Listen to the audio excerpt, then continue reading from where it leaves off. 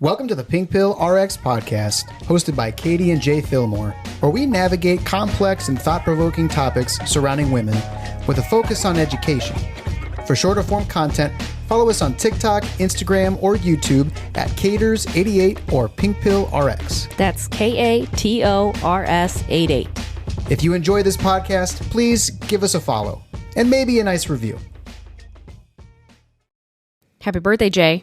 Thank you. It's my birthday. If you're listening and it's 12/8, it's your birthday.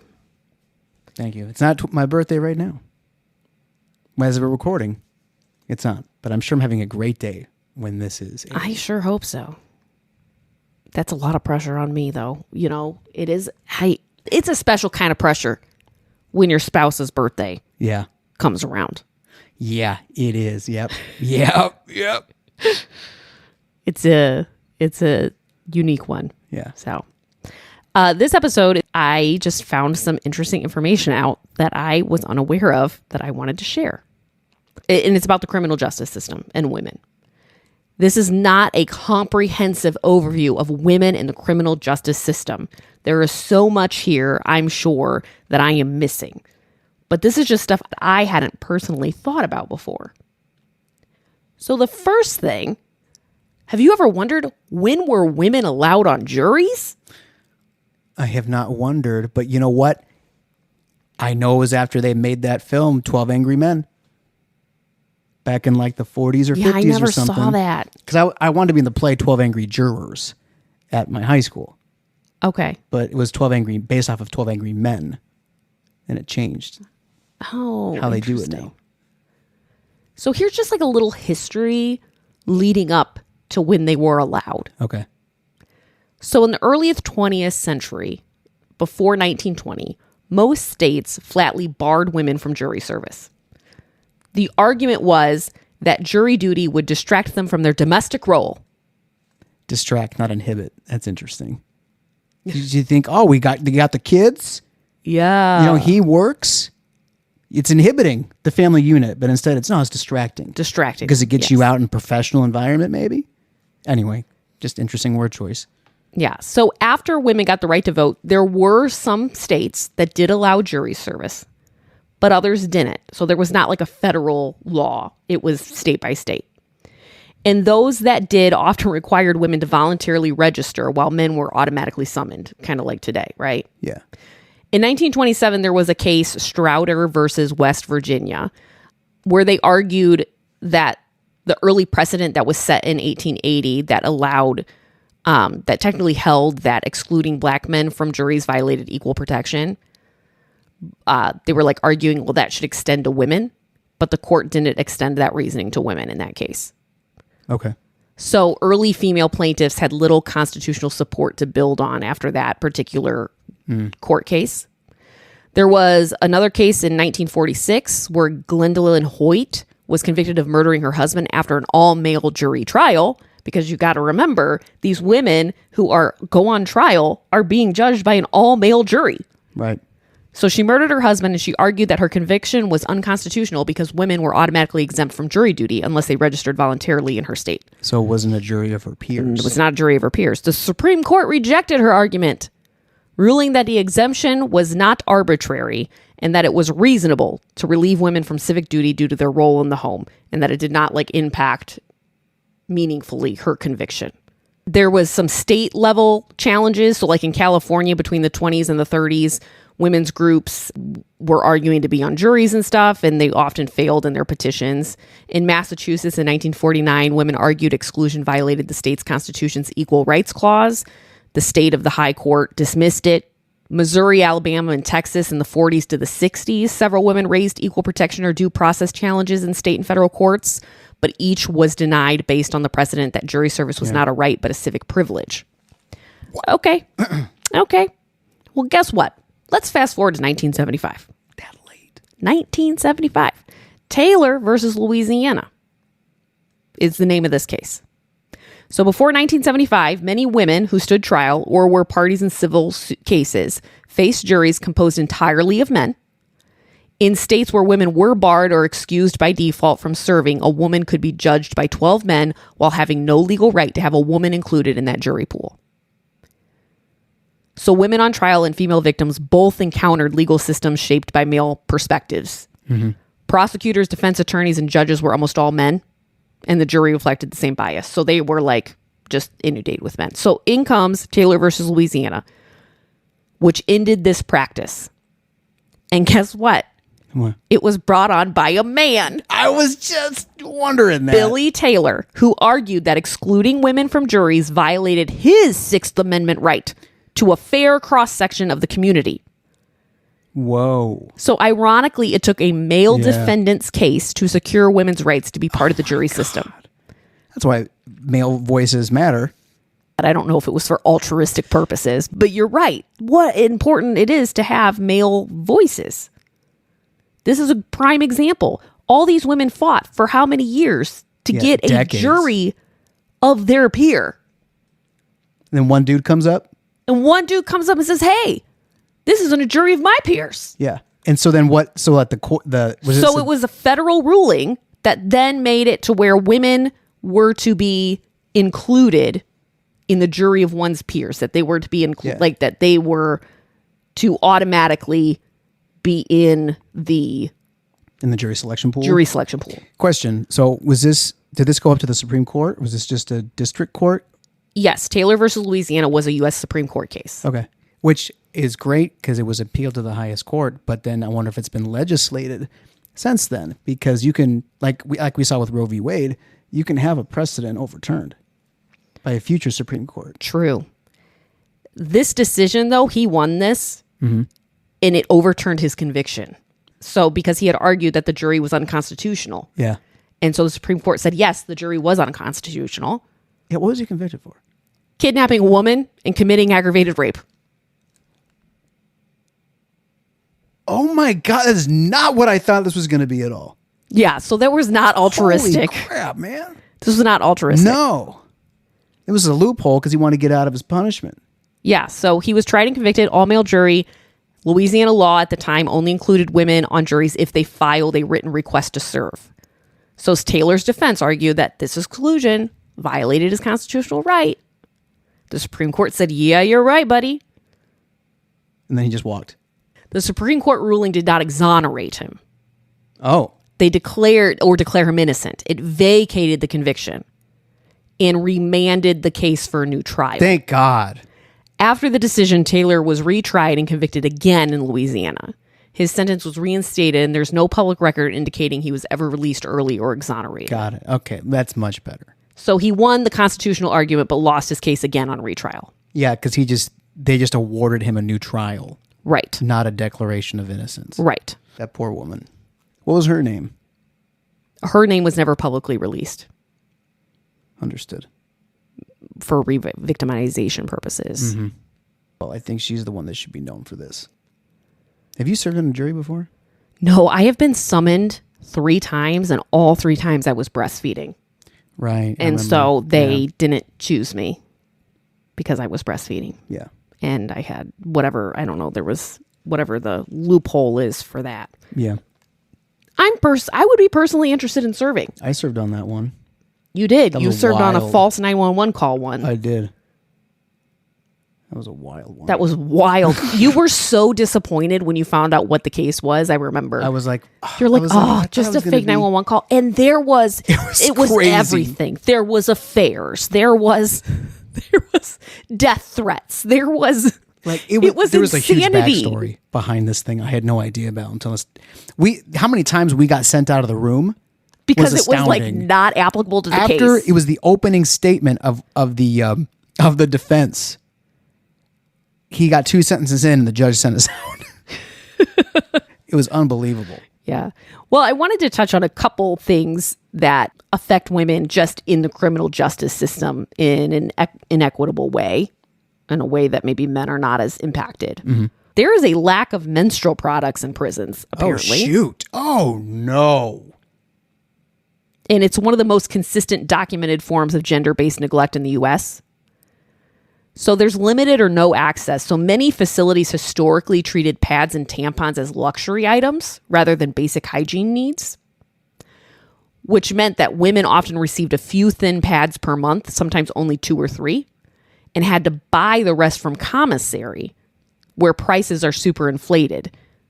Commissary items cost several days' wages from prison jobs because prison jobs pay 10 cents to 30 cents an hour. Right. Yeah. Which is a whole other conversation. Yeah. Yeah. It's legal slavery. Is that 16th Amendment? I think or so. 15th or 14th? I can't remember. It's an amendment, though. Yeah. It was one that abolished slavery. Yeah. It effectively makes menstrual products unaffordable.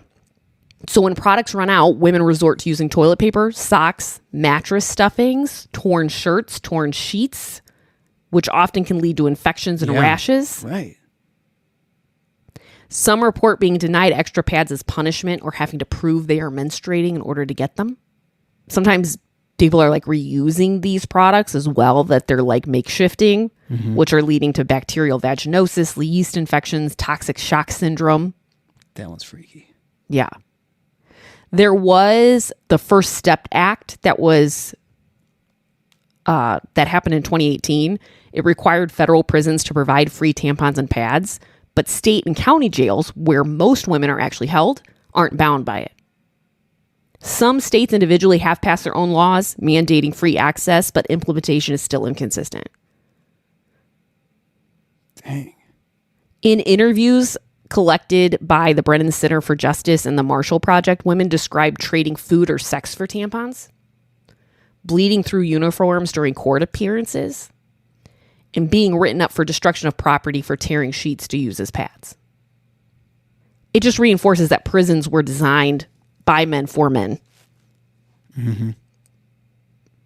If I was a woman in jail, and I was ever on my period in front of a judge, obviously I'm saying this hypothetically as a dude, but like I'm wearing nothing. I want this judge to see what happens in jail. Mm-hmm. But then I don't know if I feel that way if I was a woman. So I don't know. But that's unbelievable. Yeah. It is. There's some interesting gender stuff when it comes to policing and arresting as well. Women are arrested more often for crimes of survival versus men. So women are often arrested for crimes tied to poverty, abuse, or coercion. So shoplifting, prostitution, and drug use. There's a total over-policing of women of color. There's disproportionate number of stops, searches, arrests, especially for very minor offenses in comparison to the general population. Women tend to suffer from poverty more often, and so there's this inability to afford bail. So women who are more likely to be poor or single parents remain jailed longer. What's interesting is that men tend to get harsher sentences, like longer sentences, unless it's a non-feminine crime in which women get more time. So if a woman commits a quote unquote non-feminine crime, she gets a longer sentence than her male counterpart? An unfeminine crime, yes. Like so what? Harsher punishment for violent or unfeminine crimes. What's an unfeminine crime? Like killing your abuser. Okay. You're going to end up with possibly a longer sentence than your male counterpart would have. And sentencing is all judge-based. It's all subjective for the judge. Crimes against, like crimes that would be considered unmotherly or unwomanly, is going to be, you're going to get a higher sentence for that, statistically speaking. For smaller offenses, men do get higher sentences, like statistically speaking. So yeah, there's this leniency there for like nonviolent crimes, but harsher punishment for violent or unfeminine crimes. Mothers are often penalized, over-penalized, and courts often judge mothers more harshly than fathers. So that comes down also a lot in like civil court cases and stuff. Okay. Family court stuff. Yeah. Mothers are often treated more harsh. Versus if the guy did the same thing, it would not have been the same outcome statistically, which is interesting. Yeah. Sexual abuse by staff is a much bigger issue in women's prisons. Yeah, God. Women are more likely than men to report sexual misconduct by guards. Yep. Yeah, I believe that. Infectious disease risk. There's a higher prevalence of HIV and hepatitis. Women are placed in isolation for self-harm, menstruation accidents, or disobedience more often. So there's this misuse of solitary confinement. There's an over-punishment for minor infractions. So like women receive more disciplinary tickets for defiance or emotional overreactions than men do. 80% of incarcerated women are mothers, and many are the primary or sole caregivers to their children, which results in termination of parental rights under the Adoption and Safe Families Act. That parental rights can be terminated or lost if children are in foster care too long. So if you have a mom who can't make bail, can't get back to her kids, and ends up being incarcerated until her trial, she could in turn get termination of her parental rights because her children are in foster care for too long. What's too long? 15 out of the most recent 22 months. So that means if a child care has been in foster care for 15 months cumulative, not necessarily consecutive, within a 22-month period of time, the state is required to file a petition to terminate parental rights. What is the average time frame between arrest and trial? So with misdemeanor cases, if they actually go to trial, a lot of them don't. Okay. It's 3 to 6 months of the arrest. For felony cases, it often takes 8 to 18 months on average before the trial. For serious felonies like murder or sexual assault, it's 1.5 to 3 years or longer.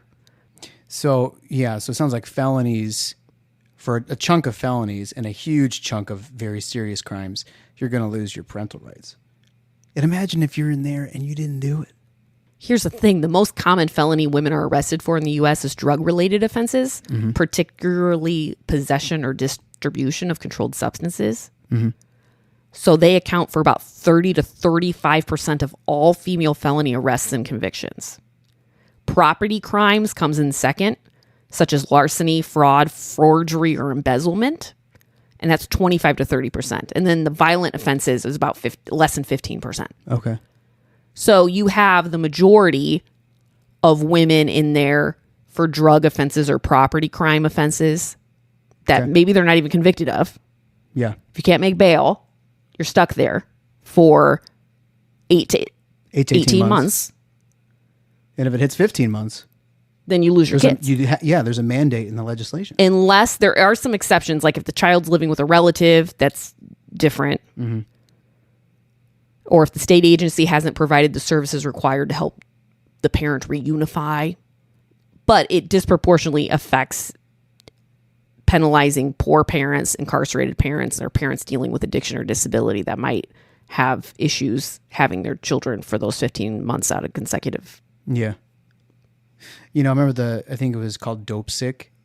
It was not a documentary, but it was about the OxyContin stuff. Yes. Imagine if you were prescribed OxyContin by your doctor, you become addicted to it, eventually you get arrested for possession of it. And you were just like just normal person. All of a sudden, you're addicted because your doctor gave you this drug that was not safe. And then you get arrested for felony possession, and then you can't make bail and you lose your kids. Which, I would argue, and maybe I'm wrong about this, but that there's probably a very large amount of drug-related offenses such as possession or distribution of controlled substances that are due to poverty. That are due to trying to make an income. Not saying that's okay. I'm not saying, you know what I'm saying? I know. But there's layers here. We're not just, because I think people would be listening and might think that, don't do the crime if you're not willing to pay the time and lose your kids. Can you really handle having kids if you're doing drugs? This is what you're doing. Yeah, but you take away the possibility of ever getting your kids back is the thing. If you can get rehabilitated, you can be a renewed individual, but you can't get them back. Right. Because your rights were legally terminated. There's no chance for reconciliation there. It's just, I don't know what it's like to have a parent with an addiction. And I don't, you know what, what's it like for that child? I don't know. But my point is, there's no hope for them getting clean and getting their kids back. Yeah. And there's some ridiculous things that can be upgraded to felonies. Like, here are some examples. What? Like upgrade? Okay. Yeah. Okay. So, like, there was a Walmart shoplifting incident of a DVD of a woman in Texas. A DVD, like yes, a movie. A movie, yeah. So she was charged with a felony theft because she had a prior misdemeanor of theft on record. So in Texas, a repeat theft offense, no matter how small, can be upgraded to a felony. So she was charged with a felony. For stealing a movie. For stealing a movie. In 2017, there was a woman in Alabama returning late library books. A woman was arrested and charged with a felony for failing to return 2 library books after repeated notices. What? The charges were later dropped, but the arrest and booking were real. Dude. Katie, you can never go back to a family video. I know. I am blacklisted from the... Are if any of them are still open family anymore. videos still open? I don't even know what happened. Your name's on a list somewhere. All I know is I'm on a blacklist. Which, is that a racist term? Okay. I want to find that out. 1 second. Yeah, so the term blacklist isn't inherently racist in its initial emergence from the 1600s and 1700s, but it is in the fact that black is associated, the symbolism of black is associated with bad, forbidden, or evil, when white is associated with purity and goodness. Right. So those symbolic pairings became racialized over time, reinforcing this racist cultural association. So a lot of organizations and HR departments have stopped using blacklist or whitelist, replacing them with neutral terms like a block list or a deny list. Got it. But like anything like that, when I hear those words, you know, whenever I hear like black and white thinking or blacklist, like alarm bells go off in my head. Yeah. There's something not right about that. Back to our crazy things that were upgraded to felonies for women. Lying about an address for school enrollment.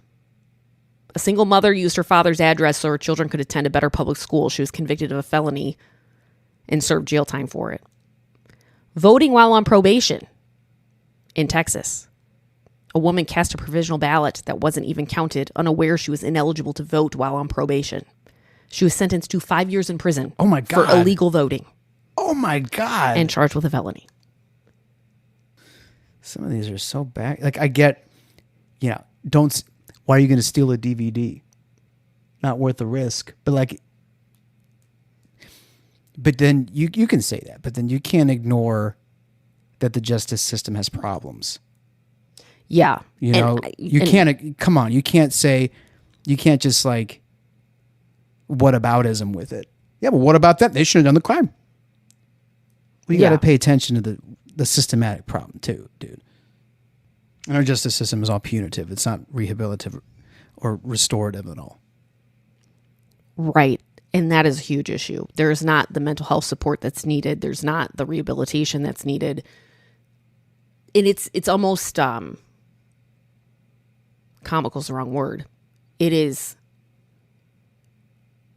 unbelievable that we live in the day and age that we live now, with the knowledge that we have on human psychology now and the knowledge we have on poverty and what that does to people's in their circumstances, and that we still are just sending people to jail with no support or rehabilitation. Private prison should be illegal.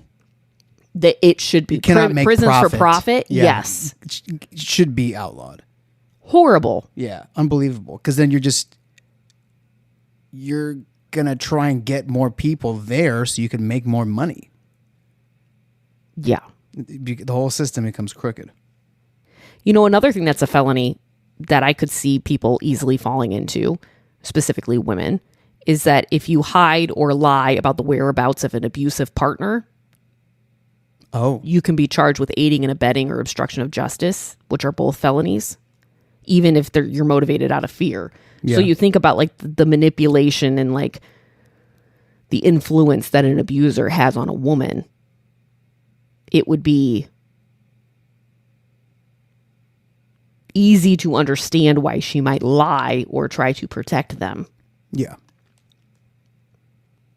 And then you got to think about the struggle after you get released, right? You're faced with possibly homelessness. Many women who exit prison without stable housing, are affected by homelessness, and shelters often refuse those that have a record, which I get that. Mm-hmm. But then there's the employment barriers, criminal records, block jobs, especially in caregiving or education, fields that are dominated by women. Some states bar women with drug convictions from public housing, food stamps, or student aid. Oh. These systems in general, though, the prison system, their policies, the facility designs, healthcare standards, they assume a male population. There's often very little reproductive health care that is provided in prison for women.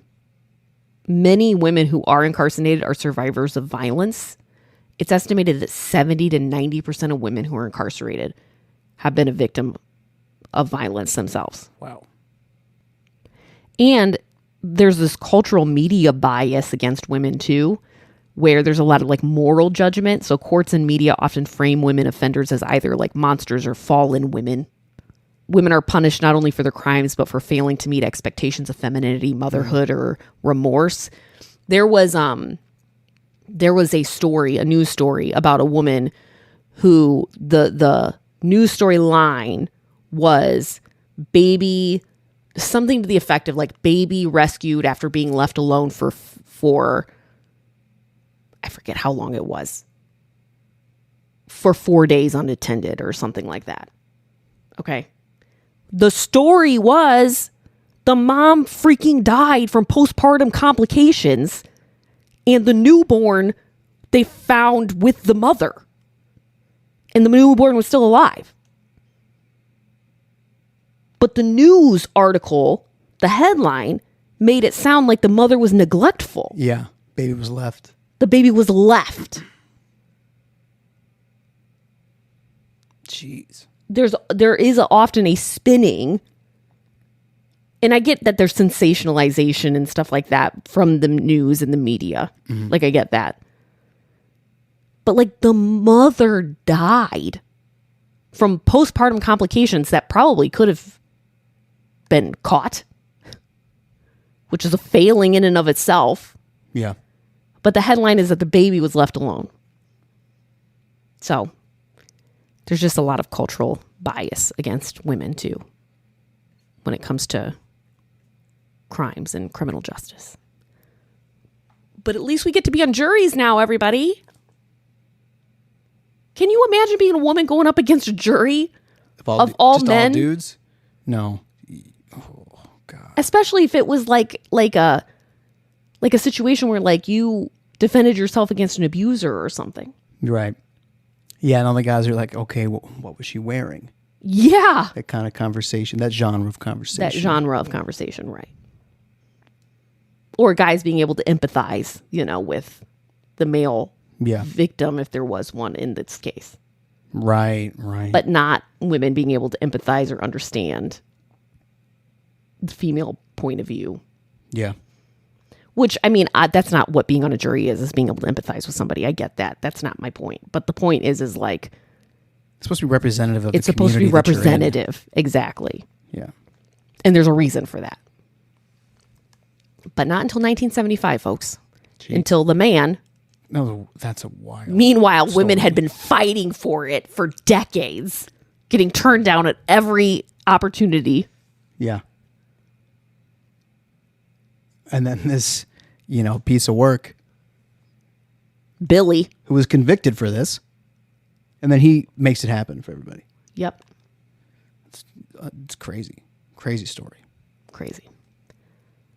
Which state do you think has the highest female incarceration rate? Alabama. Wrong. I don't know. Idaho. What? 138 per 100,000. Idaho. What are they convicted of? I don't know. The national average is 64 women per 100,000. Wonder why Idaho. So, yeah, this is what's going on. Aggressive drug enforcement and long mandatory minimums. Oh.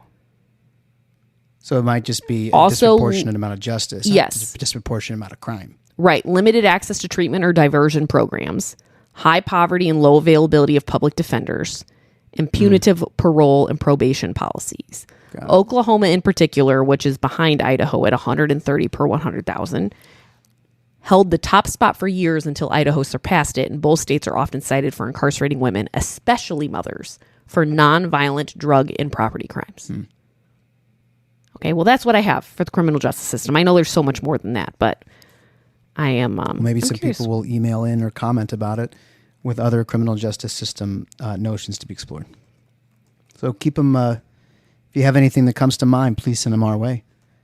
PinkpillRx@gmail.com. Yeah, PinkpillRx@gmail.com. Or you can comment if this isn't a TikTok video or something. Or, on Spotify, you can comment. I hope for those of you listening, something was intriguing or sparked a curiosity, or you felt affirmed or challenged. Stay educated. Take the pink pill. If you enjoyed this podcast, please give us a follow and maybe a nice review.